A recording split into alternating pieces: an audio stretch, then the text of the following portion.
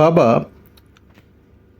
চিমসা হিমালাইস্কি একটা স্কুলে শিক্ষালাভ করেছিলেন। স্কুলটা ছিল সাধারণ সৈনিকের ছেলেদের জন্য। পরে অবশ্য তিনি অফিসার পদে প্রমোশন পান। তাকে বংশানুক্রমিক অভিজাত বলে গণ্য করে ছোট একটি জমিদারি দেওয়া হয়।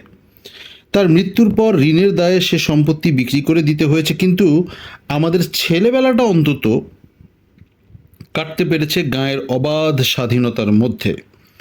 সেখানে আমরা কিষাণ ছেলেদের মতো মাঠে বন জঙ্গলে ঘুরে বেড়াতাম, ঘোড়া চড়াতে যেতাম, লাইম গাছের গা থেকে ছাল ছাড়িয়ে নিতাম, মাছ ধরতাম, এই ধরনের নানা কাজ করে বেড়াতাম। আমার ধারণা, যে লোক জীবনে একবার মাচায় বসে মাছ ধরেছে কিংবা চোখ ভরে দেখেছে শরৎকালের মেঘমুক্ত শীতল দিনে গ্রামের উপর বহু উঁচু দিয়ে গরম দেশে উড়ে যাওয়া থ্রাশ পাখিদের, শহরের জীবনে সে আর খাপ খাবে না। সারা বাকি জীবন ধরে সে কেবল গ্রামের জীবন কামনা করবে। আর যদিও বা শহরবাস তার ঘটেও, তবু সারা জীবনের আক্ষেপ তার দূর হবে না। সরকারি অফিসে বসে আমার ভাইয়ের মন খারাপ হয়ে যেত।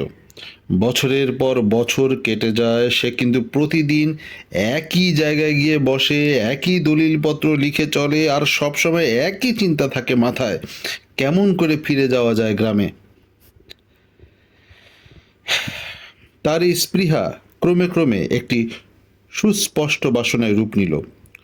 স্বপ্ন হয়ে উঠল কোনো একটি নদীর ধারে কিংবা হ্রদের পাড়ে ছোট্ট একটি ভূসম্পত্তি কেনা।